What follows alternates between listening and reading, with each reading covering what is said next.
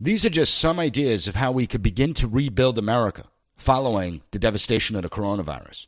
And while these are just some creative solutions, we have to rethink how we do things in this country. I am under no illusion that our government won't have to spend any money during these difficult times. But we have to rethink the failed stimulus ideas of the past. We have to realize that we have to go big, not by throwing money at a problem, but by using taxpayer money in a smart way, in a responsible way, that's going to end up paying us dividends down the road.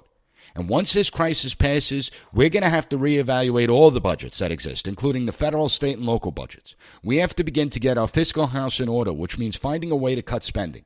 There are tons of asinine programs that are inefficient and ineffective. They could be eliminated, and no one would ever notice the difference, but it goes deeper than that. We have to begin to ask what we expect of government.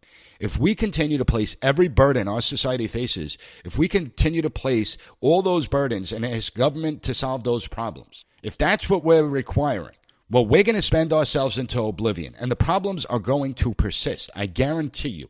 Consider that we've been debating the same issues for the last 50 years. Education, healthcare, immigration, everything, anything you could think of. In all those areas, laws have been passed, money's been allocated, spending has increased, and yet the problems still exist. We're still having the same debates today that we did 50 years ago. We have to stop relying on the federal and state governments for everything. We have to re-engage in our communities. We have to realize that we as individuals have a role to play.